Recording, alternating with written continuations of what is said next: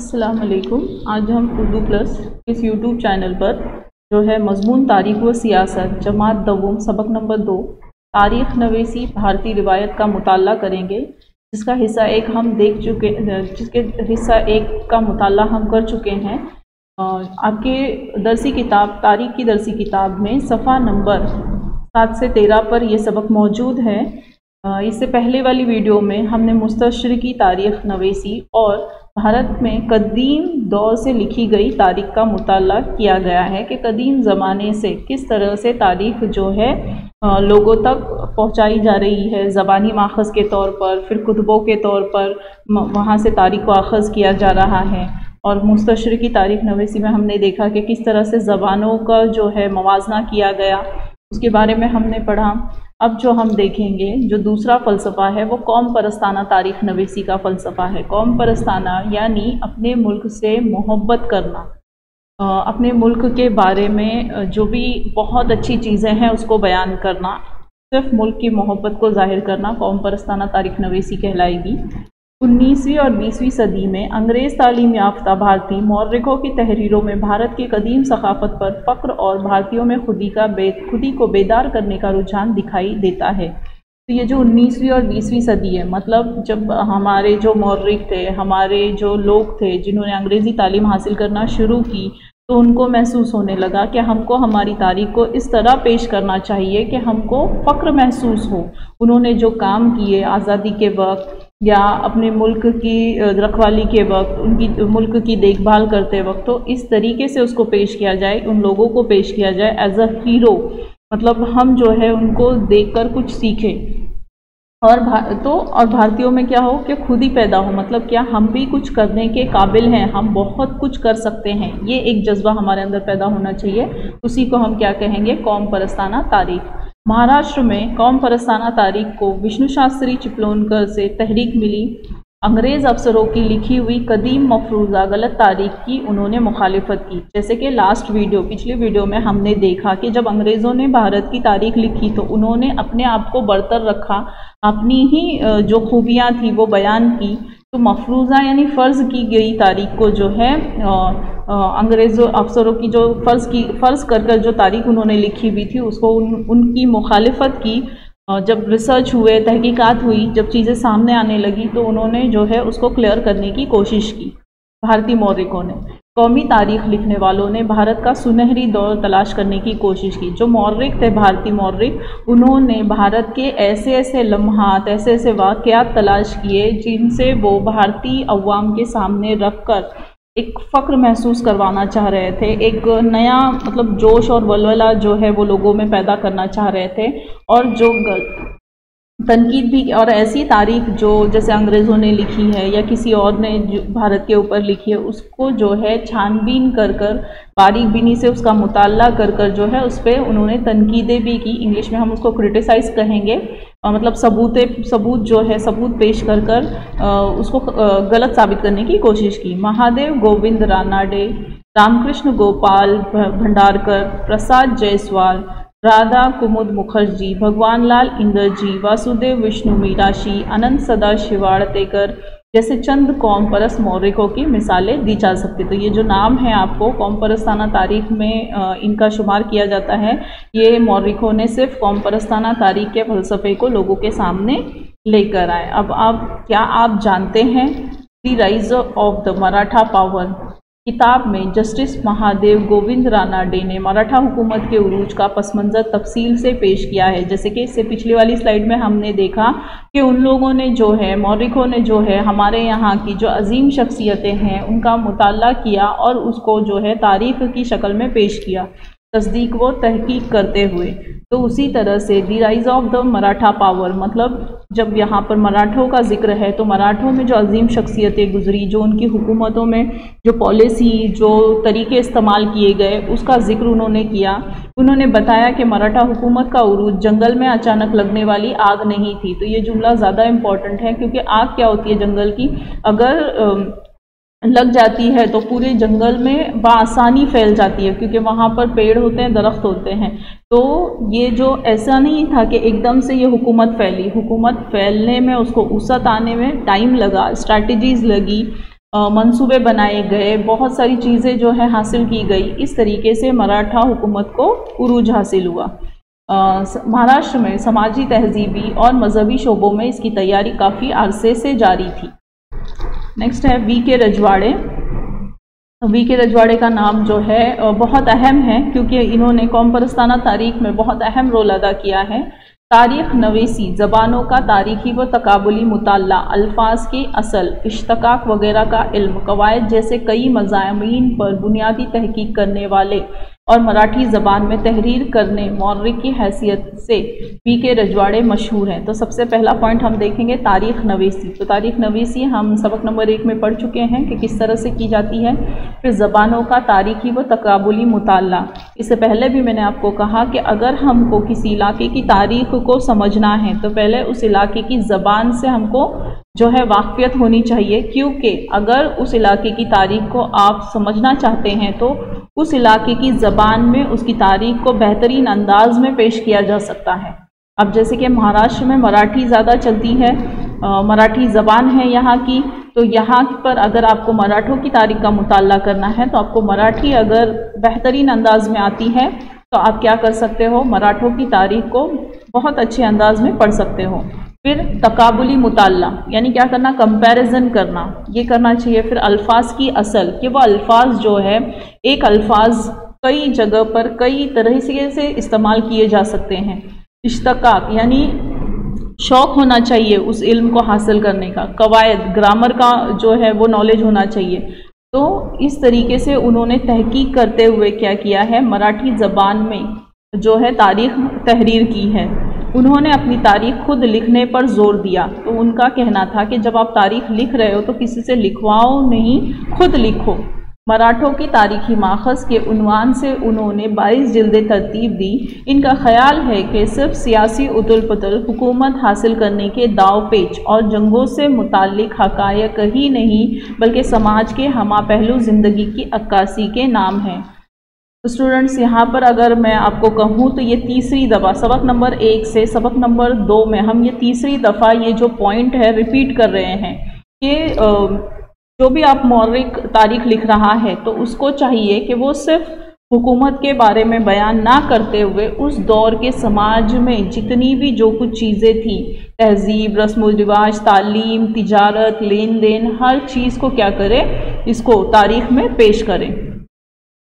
क्या आप जानते हैं तारीख के तहकीकी मुताले के लिए वी.के. रजवाड़े ने पूना शहर में 7 जुलाई 1910 को भारत इतिहास संशोधक मंडल कायम किया।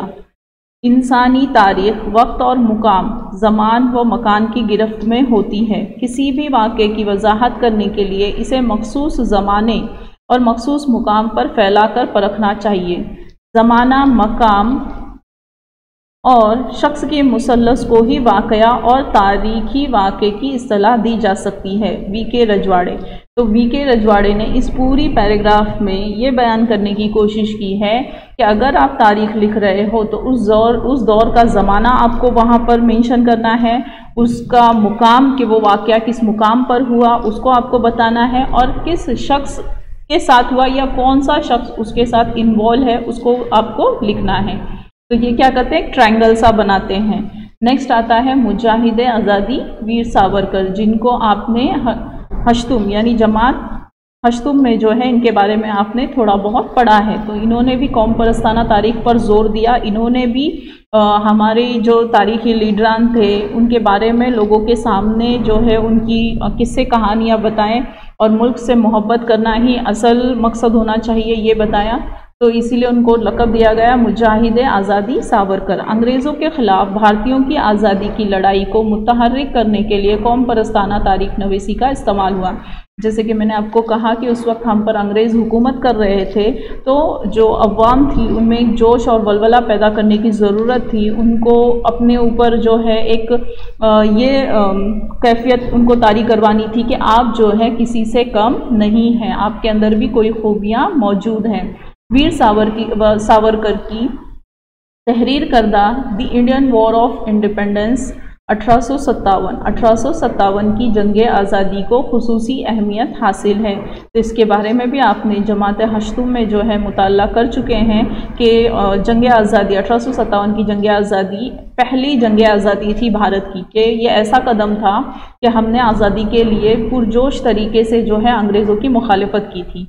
कौम परस्त तारीख नवीसी की वजह से इलाकाई तारीख नवीसी को तहरीक मिली। तो अब क्या हुआ, कौम परस्त मैंने कहा कि अपने मुल्क से मोहब्बत करना, अपने वतन से मोहब्बत करना, अपने इलाके से मोहब्बत करना क्या कहलाता है, कौम परस्त तारीख नवीसी।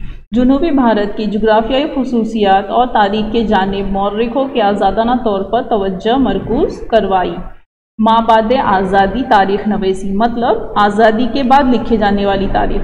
बरतानवी हुकूमत का जो है ख़ात्मा हुआ, उसके बाद जो तारीख लिखी गई उसको कहेंगे माबाद आज़ादी तारीख नवीसी।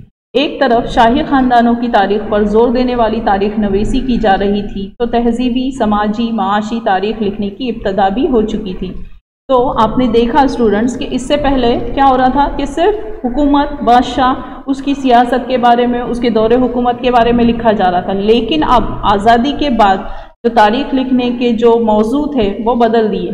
वो कैसे बदले, अब देखें कि आज़ादी के बाद के दौर में समाज, साइंस, माशी निज़ाम, सियासी निज़ाम, मजहबी रुझानात और तहजीबी पहलुओं की तारीख का मुताला करने की ज़रूरत मुफक्किरों को महसूस हुई। जैसे कि हमने देखा कि समाज, ये जो पॉइंट्स दिए गए हैं आप इसको मेंशन कर सकते हैं कि आपने जो नवम जमात की तारीख पढ़ी है उसमें ये तमाम पॉइंट एक एक सबक कर कर आपको पेश किया गया है, वो भी भारत की तारीख में। जैसे कि समाज, हमने देखा है कि हमारा समाज पहले कैसा था, जो पसमानदा ज़ात हैं उनके साथ कैसा सलूक किया जाता था, उसके बाद उनके लिए क्या क्या शेड्यूल्स आए, पॉलिसीज़ बनी, उसके बाद हमने औरतों के मसाइल देखे, फिर साइंस और टेक्नोलॉजी के बारे में हमने पढ़ा, माशी निज़ाम कैसा था भारत का हमने नवम जमात में देखा। तो ये सब क्या, ये नए जदीद टॉपिक्स हैं, जदीद मौजू हैं जिस पर तारीख लिखी गई कि हमारा माशी निज़ाम कैसा था और तरक्की के रास्ते पर चलते चलते कौन कौन सी चीज़ें नई उसमें शामिल की गई, उसके बारे में हमने देखा। सियासी निज़ाम, पॉलिटिक्स में क्या चेंजेस आए,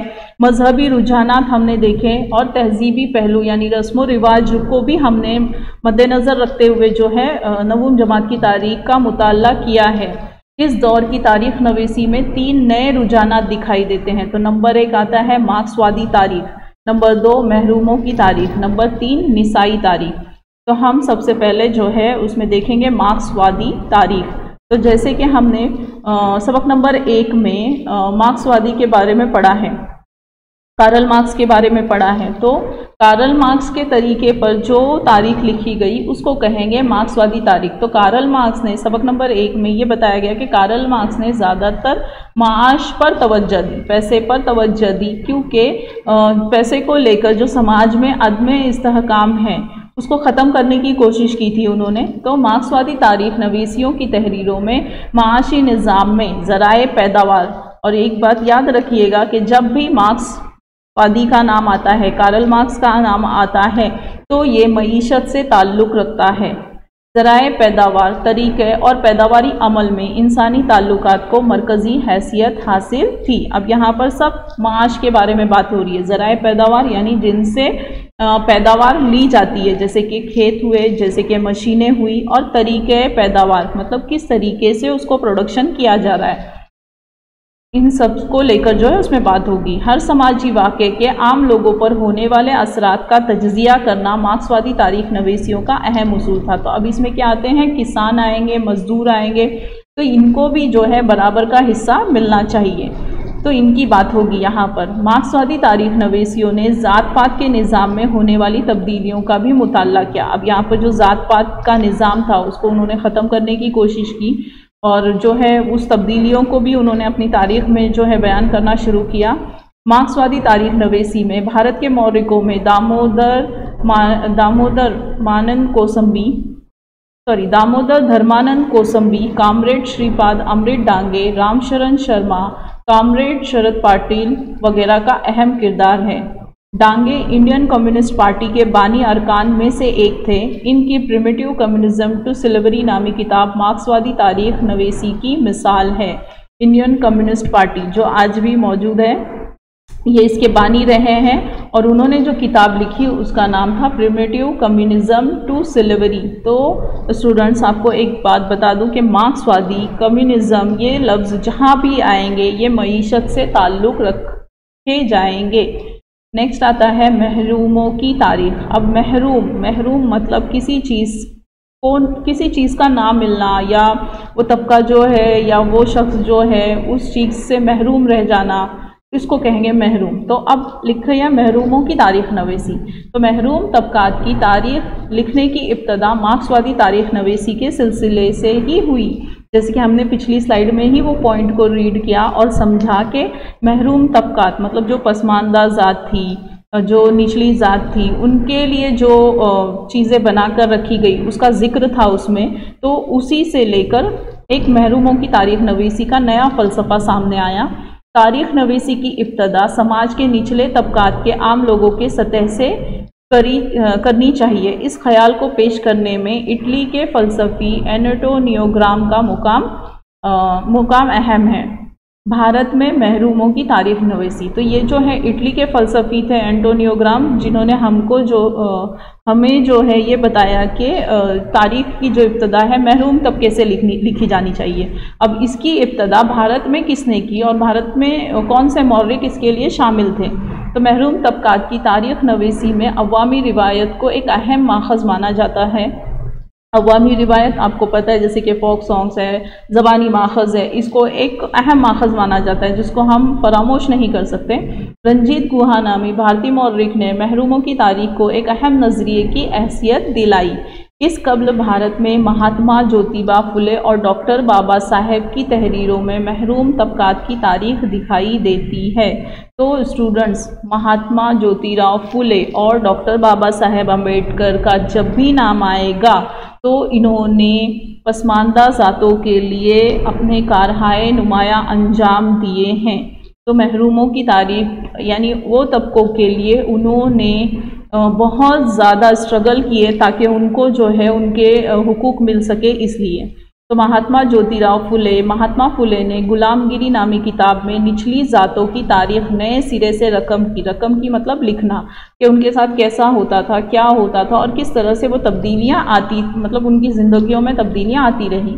मज़हब के नाम पर ख़वातीन और निचले तबकात के इस्तेहसाल की तवज्जो मबजूल करवाई। तो उन्होंने जो महरूमों के साथ उस वक्त होता था, पसमानदा तबकात के साथ उस वक्त जो रवैये अख्तियार किए जाते थे, लोग जो रवैये अख्तियार करते थे, उनके हुकूक से उनको महरूम रखा जाता था, उन तमाम का जिक्र उन्होंने अपनी किताब गुलामगिरी में लिखा है।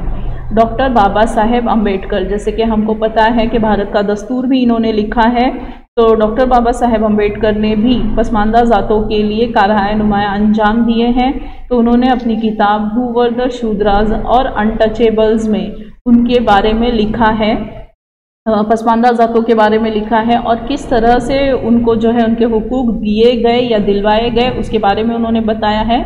नेक्स्ट हम देखते हैं निसाई तारीख नवीसी। तो सबक नंबर 1 में हमने निसाई तारीख नवीसी के बारे में पढ़ा था कि वहाँ से जो है सीमा दा बुआ नामी जो फ़लसफ़ी थे, उन्होंने निसाई तारीख नवीसी के जो है ज़ोर दिया, तो भारत में भी उसका शुमार हुआ। तो सबसे पहले कैसे मतलब निसाई तारीख की शुरुआत भारत में किस तरीके से हुई?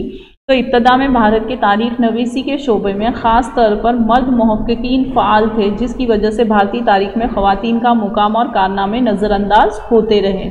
तो यहाँ पर हुआ क्या कि मर्द हजरात जो है तारीख लिख रहे थे, तो उन्होंने जब तारीख लिखी तो ख़वातीन का जो मुकाम था या उन्होंने जो कारनामे किए उसको नज़रअंदाज किया या उसको कम कंटेंट में, कम इक्तसाबात में जो है पेश किया गया। ख़वातीन की तख्लीक करदा अदब की तहकीक और जमा करना भी ज़रूरी था। तारीख में ख़वातीन का मुकाम असर नौ जायज़ा लेना ज़रूरी था। अब क्या हुआ कि जैसे कि जंग आज़ादी थी, भारत की जंग आज़ादी थी, झांसी की रानी के बारे में आपने सुना होगा, चांद बीबी के बारे में आपने सुना होगा।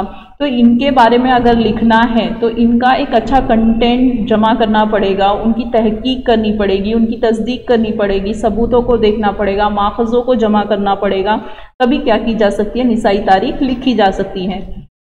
रज़िया सुल्ताना के बारे में है। तो इनकी जो तारीखें हैं इनको क्या करना पड़ेगा, जमा करना पड़ेगा पहले। उन्होंने मतलब जहाँ पर हुकूमत की है या जिस टॉपिक को लेकर उन्होंने जंग की है, तो इस सब चीज़ों को तहकीक व तस्दीक करते हुए लिखना पड़ेगा। तो 19वीं सदी में ख़वातीन के मुतालिक लिखने वाली मुसन्निफ़ीन में ताराबाई शिंदे का नाम नुमाया है। तो ताराबाई शिंदे भारत की पहली मौर्रिख कहलाएंगी जिन्होंने औरतों के बारे में लिखा। उन्होंने मर्द की फौकियत देने वाले समाजी निज़ाम और ज़ात पात के निज़ाम की मुखालिफत में खूब लिखा है। जैसे कि आपको पता है, आप हश्तुम जमात में भी पढ़ चुके हैं कि पहले जो समाज था वो क्या करता था कि औरतों को चार दीवारी तक ही महफूज रखते थे, चार दीवारी से बाहर निकलने की उनको इजाज़त नहीं थी। तो इस तरीके से, और हमेशा जो है मर्द ही घर के फैसले लिया करते थे, ऐसा कुछ हमारे यहाँ का समाजी निज़ाम था। 1882 में इनकी किताब स्त्री पुरुष तुलना अव्वलीन निसाई तसनीफ़ तस्लीम की जाती है। 1888 में पंडिता रमाबाई की किताब दी हाई कास्ट हिंदू वुमेन शाये हुई। तो ये दो किताबें जो है उस वक्त शाये हुई जिसमें औरतों के बारे में लिखा गया। आज़ादी के बाद निसाई तारीख, तो ये आज़ादी के पहले की जो दो किताबें थी और उसके बाद जब लिखना शुरू हुआ तो वो आज़ादी के बाद के दौर में लिखी गई तहरीरें ख़वातीन के साथ घर और काम काज के रखे जाने वाले सुलूक, सियासी मसावात का हक जैसे मौसूआत पर मरकूज़ दिखाई देती है। तो इसका जो तस्करा है हम सबक नंबर 1 में कर चुके हैं। निसाई तारीख मैंने आपको बताया था कि क्या होता है कि अब औरतों के जो मसले हैं वो अलग हो चुके हैं। अलग मतलब कि समाज ने उनको इतनी सहूलतें दी हैं कि वो तालीम हासिल कर सके, और तालीम हासिल करते हुए वो क्या करती हैं कि काम कर सकती हैं, जॉब करती हैं या जिस भी ऑफिस वगैरह में जाती हैं। तो इस वजह से जो पहले मसले थे उनके, अब वो मसले बदल चुके हैं। जैसे ट्रेड यूनियन हो गया, मजदूर यूनियन हुआ, तो इस तरीके से ये मसले क्या हो गए हैं, बदल चुके हैं। तो उन मौजूआत पे और सियासी मसावत मतलब उन मौजूआत, अब ये नए मसाइल हैं तो नए मसाइल के लिए नए हल निकलने चाहिए। तो उसी लिए तो जो मौजूदा दौर में मीरा कोसंबी की क्रॉसिंग थ्रेशहोल्ड्स फेमिनिस्ट इन सोशल हिस्ट्री नामी किताब का तस्करा किया जाता है, जिन्होंने मौजूदा हालात में जो औरतों के मसाइल हैं उनका जिक्र किया, उनकी तारीख को बयान किया।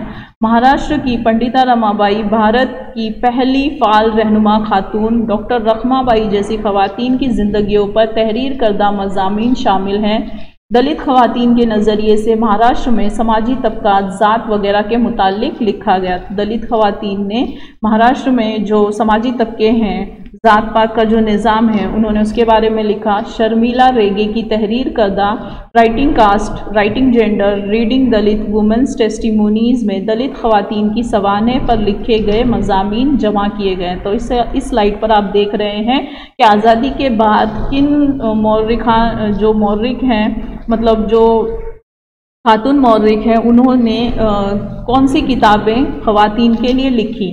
मखसूस नज़रियात के हामिल ना होते हुए तारीख लिखने वालों में सर जादोनाथ सरकार, सुरेंद्रनाथ सेन, रियासतकार गोविंद सखाराम सरदेसाई, तिरंबक शंकर शेजुलेकर के नाम काबिले ज़िक्र हैं।